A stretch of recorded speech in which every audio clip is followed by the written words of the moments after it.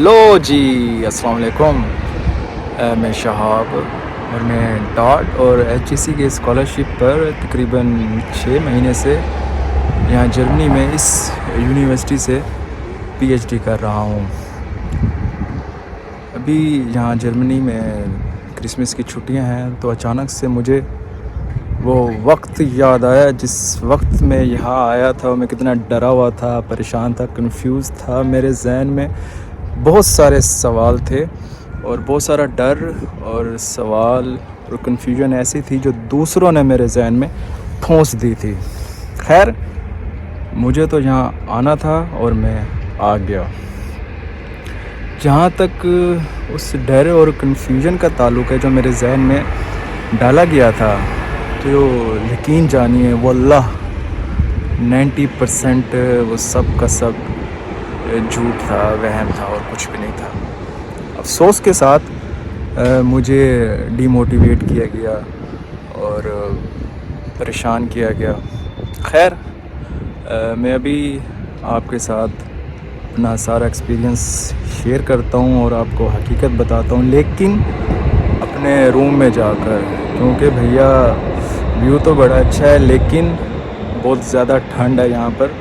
आपको लग रहा होगा कि धूप तो निकली हुई है, बेशक धूप निकली हुई है लेकिन टेम्परेचर मनफी में जा रहा है। तो रूम में मिलते हैं।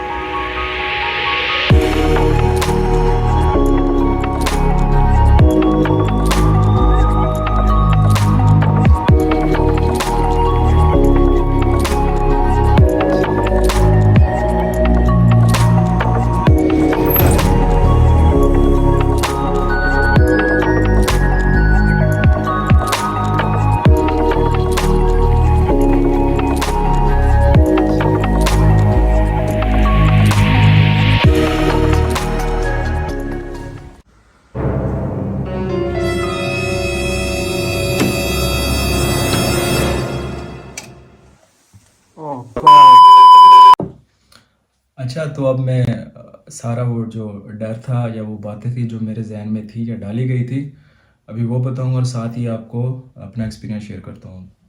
तो सबसे पहले जो मैंने आपको बताया कि मैं एचईसी और डॉट के स्कॉलरशिप पर हूँ। तो एचईसी माजरत के साथ थोड़ी सी बदनाम है इस हवाले से कि स्टाइपेंड डिले हो जाता है, स्टाइपेंड रुक जाता है। तो बाकी मुल्कों का तो मुझे नहीं मालूम, मे भी ऐसा होता हो, लेकिन जर्मनी के केस में भैया ऐसा कुछ भी नहीं है। जर्मनी में डॉट इन्वॉल्व है। आपको फंडिंग तो एचईसी दे रहा है, लेकिन जो आप तक पहुंचती है वो डॉट के थ्रू मिलती है। तो इस 6 महीने के अरसे में 1 महीना भी ऐसा नहीं गुजरा कि मेरा स्टाइपेंड एक दिन के लिए भी डिले हुआ हो। एक दिन के लिए डिले तो दूर की बात है, बल्कि महीना शुरू होने से भी 5-6 दिन पहले स्टाइपेंड ठक करके अकाउंट में आ जाता। तो परेशान होने की कोई ज़रूरत नहीं है। यूनिवर्सिटी रैंकिंग कितनी अहमियत रखती है जर्मनी में? यूनिवर्सिटी रैंकिंग नो डाउट इसकी इम्पोर्टेंस होती है, मैं मानता हूँ। अगर रैंकिंग अच्छी है तो उसका जो रिसर्च होगी, उसकी लैब्स होंगी, वो ज़्यादा अच्छी होती हैं। ये हकीकत है। अगर रैंकिंग थोड़ी लो है तो उसकी रिसर्च इतनी ज़्यादा अच्छी नहीं होती। लेकिन जब आपने आना है, आपने देखना, तो 2 केसेस होंगे आपके पास। या तो आपके पास स्कॉलरशिप होगा या आप बैंक स्टेटमेंट शो करवा के खुद आ रहे होंगे। अगर स्कॉलरशिप पे आ रहे हैं तो फिर तो आप देखें कि यूनिवर्सिटी की रैंकिंग अच्छी है, होनी चाहिए। आपने रैंकिंग देखनी है। लेकिन अगर आप आ रहे हैं सेल्फ पे आप खुद फंड करेंगे अपनी इस ड्यूरेशन को, तो आपने रैंकिंग से ज़्यादा प्लेस देखनी है, सिटी देखना है। यहाँ पर ऐसा है पड़ा कि कुछ बड़ी यूनिवर्सिटीज़ हैं जो कि छोटे सिटीज़ में हैं और लेकिन रैंकिंग अच्छी है उनकी, लेकिन सिटी छोटा है। लेकिन कुछ बड़े सिटीज़ की यूनिवर्सिटीज़ हैं, उनकी रैंकिंग लो है लेकिन सिटी बड़ा है। अब आप रैंकिंग देख कर चले तो जाते हैं, भाई बड़ी अच्छी यूनिवर्सिटी में जा रहे हैं, वहाँ जाके पता चलता है कि सारा का सारा गाँव है اور آپ کو کوئی ارننگ کے کوئی ذرائع نہیں ہے تو پھر آپ کو بڑے سٹی کی طرف موو کرنا پڑتا ہے، آپ کی ایجوکیشن ڈسٹرب ہوتی ہے۔ تو بھیا اگر آپ آ رہے ہیں اسکالرشپ پر تو پھر دیکھیں یہ رینکنگ شینکنگ وغیرہ، اگر آپ آ رہے ہیں سیلف پہ تو آپ دیکھیں کس سٹی میں آ رہے ہیں، ہمیشہ بڑی سٹی کو پریفرنس دیں تاکہ آپ کو ٹینشن نہ ہو کہ آپ اپنے خرچ کہاں سے پورے کریں گے۔ ایک اور چیز تھی، تھوڑا سا مجھے کمپلیکس تھا کہ میں ایک ڈیولپڈ کنٹری میں جا رہا ہوں، ایک بڑا ملک ہے، بڑے ذہین لوگ ہوں گے، میں جن اسٹوڈنٹس کے ساتھ پڑھوں گا وہ بریلینٹ ہوں گے، اور مجھے ایک کمپلیکس تھا کہ یار کہیں میں میچ نہ ہو پاؤں تو پھر کیا ہوگا۔ تو یہ ایک کمپلیکس تھا، لیکن جب یہاں آیا تو دیکھا ایسا کچھ بھی نہیں ہے۔ نو ڈاؤٹ ریسرچر اور سپروائزر لیول کے لوگ جو ہیں وہ باقی آگے ہیں، وہ بریلینٹ ہیں کیونکہ ریسرچ اچھی ہو رہی ہے۔ لیکن جو اگر آپ بیچلر اور ماسٹرز کا اسٹوڈنٹ کے ساتھ اپنے آپ کو یہ سوچ رہے ہیں کہ ہم کمپلیکس کا شکار ہوں گے، وہ ہم سے زیادہ بریلینٹ ہے، تو ایسا کچھ بھی نہیں ہے۔ سارے ایک جیسے ہیں بھیا، سارے ایک جیسے ہیں، کوئی ٹینشن لینے کی ضرورت نہیں ہے۔ وہی ڈیفینیشنز ہیں، وہی اسی طرح کا کورس ورک ہے جس طرح ہم نے وہاں پڑھا تھا، اسی طرح کا یہاں پڑھ رہے ہیں، تو پریشان ہونے کی کوئی ضرورت نہیں ہے۔ اچھا یہ سوال یہ بھی ایک صاحب نے بڑا میرے ذہن میں ڈال دیا کہ بھائی بڑا ریسزم ہے اور دوسرے مذاہب کے لیے، مطلب مسلمانوں کے لیے یا اور مذہب کے لیے بڑا خطرناک ملک ہے یہ۔ سوری یار، ایسا کچھ بھی نہیں ہے۔ مطلب ریسزم کیا ہے؟ ریسزم ہے ڈسکرمنیشن کسی بھی پوائنٹ، کلر کی وجہ سے، مے بی ریلیجن کی وجہ سے یا کسی اور وجہ سے۔ تو بھائی سب سے بڑے ریسسٹ ہم لوگ ہیں، میں یہ مانتا ہوں۔ مجھے یاد ہے کہ وہاں ایک میری سٹی میں ایک بندہ کالا پیدا ہو گیا، کالا تھا یار، کیا اس کو کالا کہہ کے کالا کالا کالا کالا، اس بندے نے اپنا نام ہی اس کا اصلی نام کیا ہے مجھے نہیں پتا، وہ سارے اب اس کو کالا کہتے ہیں، وہ بھی کہتا ہے آئی ایم کالا، میں کالا ہوں۔ مطلب اتنے ہم ریسسٹ ہیں کہ ایک بندے کی شناخت ہی ختم کر دیتے ہیں اس کو، اتنے ہم زیادہ میں ریسسٹ ہیں۔ اب میں اگر اپنی مثال لے لوں، پتہ نہیں ریسزم میں آتا ہے نہیں آتا، لیکن ہوٹنگ میں آ جاتا ہے، تھوڑا سا ملتا جلتا ہے۔ میں ارلی 20s میں میرے بال گر گئے، ابھی میں یونیورسٹی میں پڑھ رہا تھا۔ آپ ذرا امیجن کریں، ذرا سوچیں، آپ کلاس روم میں بیٹھے ہوں اور گرلز بھی وہیں پر بیٹھی ہوں، آپ کا کرش بھی وہیں پہ ہو، اور آپ کے دوست پیچھے سے بیٹھ کے آواز دیتے ہیں، اوئے ٹکلے، اوئے گونے، اوئے گنجے۔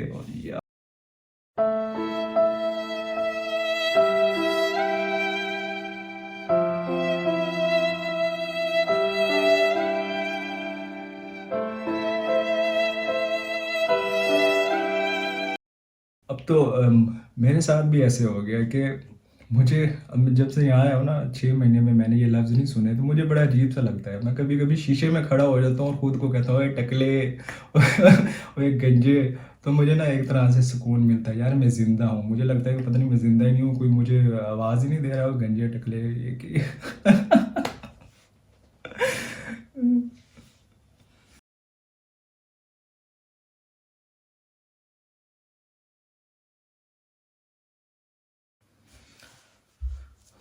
اچھا جی، ریلیجن کی بات کر لیں کہ ایز اے مسلم یا آپ کا کوئی اور ریلیجن ہے تو آپ کو ڈرنے کی ضرورت ہے یا نہیں۔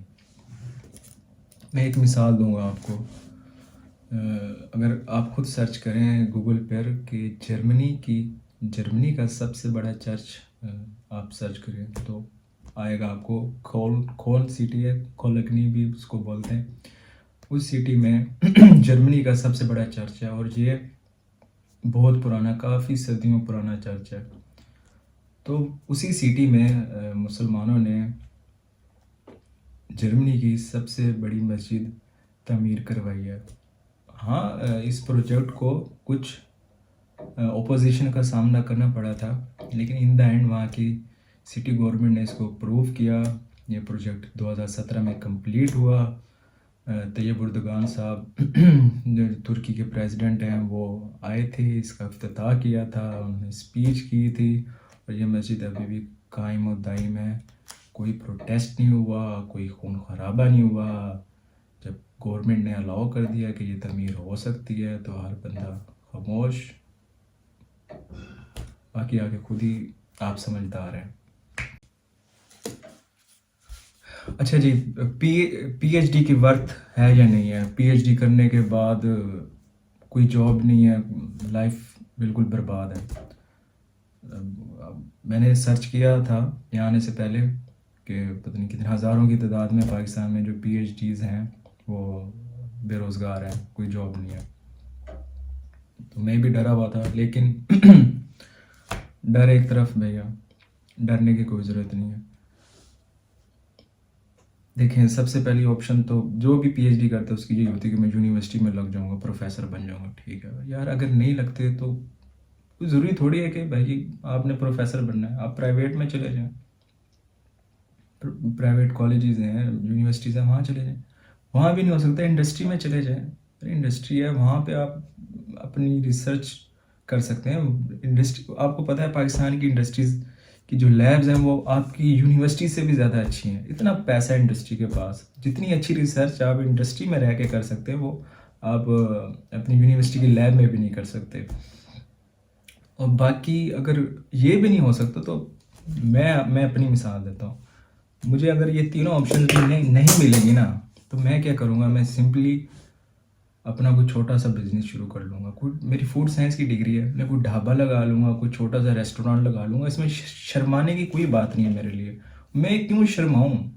شرمائے تو وہ لوگ جنہوں نے مجھے سلیکٹ کیا، جنہوں نے مجھے شارٹ لسٹ کیا، جنہوں نے مجھے باہر بھیجا، میں نے ایچ ای سی کا ٹیسٹ کلیئر کیا ہے، میں نے ڈاٹ کا انٹرویو کلیئر کیا ہے، میں نے پی ایچ ڈی میں ایڈمیشن لیا ہے، سپروائزر سے ایکسیپٹنس لیٹر لیے، اس سارے پروسیجر سے گزرنے کے بعد کیا میں اس قابل نہیں ہوں کہ میں اپنے کنٹری کو سرو کر سکوں؟ تو یہ میرے لیے شرم کی بات نہیں ہوگی، ان سب کے لیے شرم کی بات ہوگی جنہوں نے مجھے اس پروسیجر سے گزارا ہے۔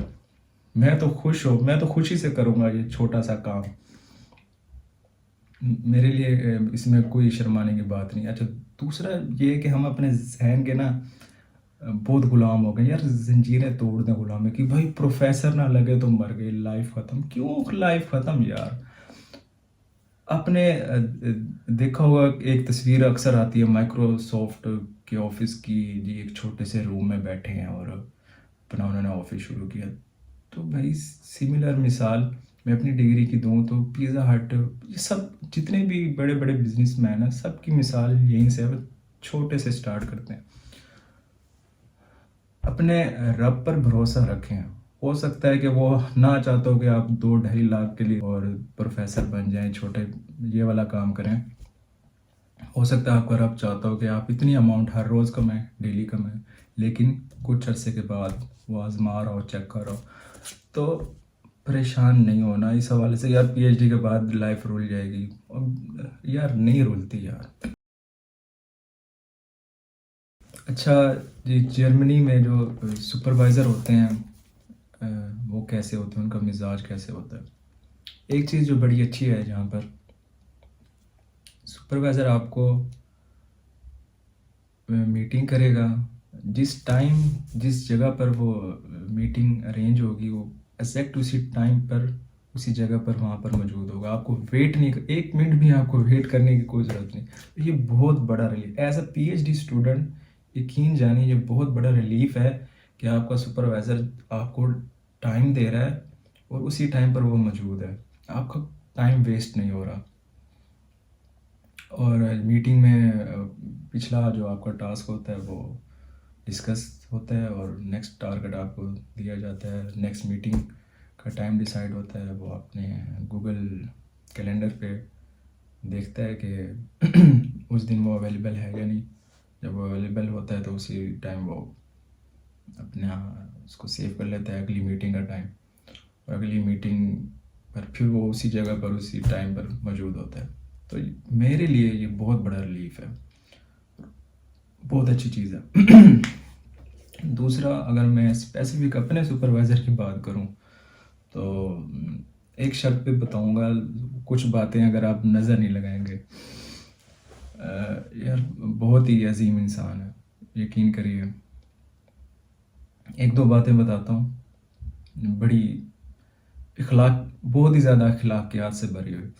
جب بھی میں ان کے آفس میں گیا ہوں نا، جب بھی، تو جتنے جتنے بھی مصروف ہوں، کبھی بھی ایسا نہیں ہوا انہوں نے مجھے کہا کہ 1 منٹ رکو یا تھوڑی دیر بعد آنا. میں گیا ہوں آفس میں، انٹر ہوا، نوک کے انٹر ہوا، انہوں نے اپنا کی بورڈ سب کچھ چھوڑ دیا اور میری طرف متوجہ ہو گئے. جی کیسے، پہلے گریٹنگس اور اس کے بعد جی کیا کام ہے. تو میں کہتا ہوں سر یہ، بلکہ سر والا تو حساب نہیں ہے، کہتے ہیں بھائی یہ منافقت نہ کرو ہم سے، یا تو ہمارا نام لو یا ہمارا ڈیزگنیشن لو. تو اس سر والی بات نہیں ہے. تو جب بھی اگر میں انہیں کہتا ہوں کہ مجھے کوئی فیور چاہیے، تو کہتے ہیں بھائی یہ بھی نہ کہو کہ فیور چاہیے، بس بتاؤ کہ کرنا کیا ہے. اور ایک اور آخری بات بتاتا ہوں کہ اگر انہیں کوئی کام ہے نا، تو وہ آپ کو اپنے آفس میں کبھی نہیں بلاتے، وہ خود آتے ہیں آپ کے آفس میں اور آپ سے جو بھی بات ہوتی ہے، جو بھی چیز ہوتی ہے، ڈسکس کرتے ہیں. ایسا کبھی نہیں ہوا کہ کال کر کے بلائیں ادھر آ جاؤ ادھر آ جاؤ، ایسا کچھ نہیں. تو یہ کچھ بڑی اچھی چیزیں مجھے لگی ہیں، اخلاقیات سے بھری ہوئی. آخری جو سوال ہے اور بڑا بڑا اہم سوال ہے، شاید میں نے اس چیز کو ہلکا لے لیا تھا، لیکن یہ بہت ہی بڑی ٹینشن ہے یہاں پر. Language barrier, Deutsch language, German language. جب بھی اکثر میرے اپنے کنٹری میں بھی، ہر کنٹری میں یار جہاں بھی آپ جاتے ہیں 2 سے 3 لینگویجز میں سائن بورڈ ہوتے ہیں. ایون کہ آپ مارکیٹ جائیں وہاں پر بھی انگلش میں بھی لکھا ہوتا ہے اور لوکل لینگویج میں بھی لکھا ہوتا ہے. انگریڈینٹ بھی آپ جب پڑھتے ہیں تو اب پاکستان میں عربی میں بھی لکھا ہوتا ہے، اردو میں بھی لکھا ہوتا ہے، انگلش میں بھی لکھا ہوتا ہے، اتنی زبانوں میں ہر چیز اویلیبل ہوتی ہے. لیکن یہ بہت بڑا مجھے شوق لگا تھا جب میں یہاں پر آیا تھا، جیسے ہی ایئرپورٹ پہ لینڈ کیا اور ہر چیز صرف ایک ہی زبان میں، جرمن زبان. اس کے علاوہ مجھے یہاں کوئی انگلش نظر نہیں آئی. مجھے لگ رہا تھا پتہ نہیں میں کہاں آ گیا ہوں. مجھے لگ رہا تھا جیسے، مجھے تب احساس ہو یار ایک ان پڑھ انسان کی زندگی کیسے ہوتی ہے، جو کچھ پڑھ نہیں سکتا، جو کچھ لکھ نہیں سکتا. میرے ساتھ بالکل وہی ہو رہا تھا. کوئی ای میل آ جائے، میں ہر چیز کے لیے گوگل ٹرانسلیٹر کی مدد لے رہا ہوں، کسی اور لوگوں کی مدد لے رہا ہوں. مجھے اس پوائنٹ کی بہت ٹینشن ہوئی. ایک مسئلہ یہ بھی ہے کہ آپ کی پرسنالٹی پہ بھی میٹر کرتا ہے کہ آپ کیسے ہیں. مطلب میں ہوں، مجھے پسند ہے لوگوں سے بات کرنا، تھوڑا چیٹی قسم کا بندہ ہوں. تو ایسے بندوں کے لیے بھی بڑا مسئلہ ہوتا ہے یار، آپ بات نہ کر سکیں. اگر آپ کو کوئی ہیلپ چاہیے، اتنی بول لیتے ہیں انگلش لوگ کہ آپ کی ہیلپ کر سکیں، ہیلپ کرتے ہیں، لوگ اچھے ہیں. لیکن مطلب آپ کچھ سیکھنا چاہ رہے ہیں، کلچر دیکھنا چاہ رہے ہیں، سیکھنا چاہ رہے ہیں، تو آپ بالکل نہیں کر سکتے اگر آپ کو جرمن لینگویج نہیں آتی. لیکن دوسری طرف اگر آپ آئسولیٹڈ رہنا زیادہ پسند کرتے ہیں، آپ کو پسند نہیں ہے لوگوں سے زیادہ گھلنا ملنا، تو پھر اتنا زیادہ مسئلہ نہیں ہے جب تک آپ اسٹڈی کر رہے ہیں، کیونکہ آپ گوگل ٹرانسلیٹر کی ہیلپ لے سکتے ہیں.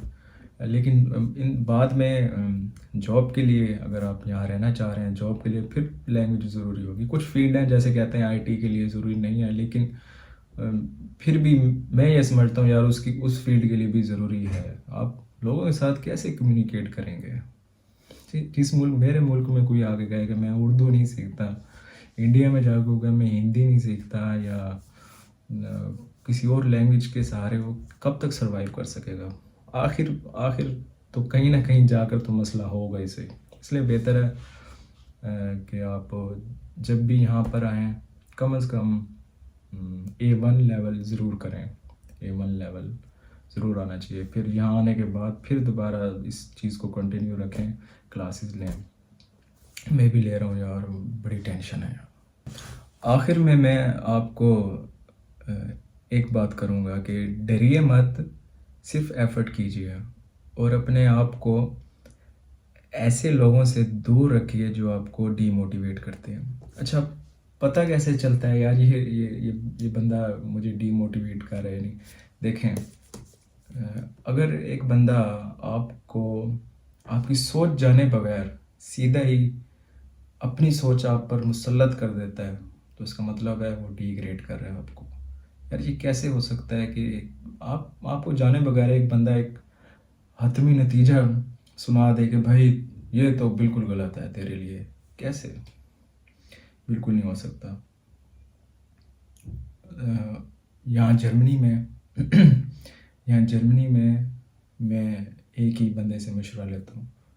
ماجد بھائی ہیں، بڑے گریٹ انسان ہیں. ان کو اگر کچھ پتہ ہوتا ہے تو وہ مجھے کلیئر بتا دیتے ہیں کہ ایسے کر لو. نہیں پتہ ہوتا تو وہ مجھے کہتے ہیں یار مجھے نہیں پتہ. ڈارٹ علومی نہیں ہے، ان کی ماسٹرز ڈارٹ اسکالرشپ پر ہے یہیں جرمنی میں. بڑے گریٹ بندے ہیں.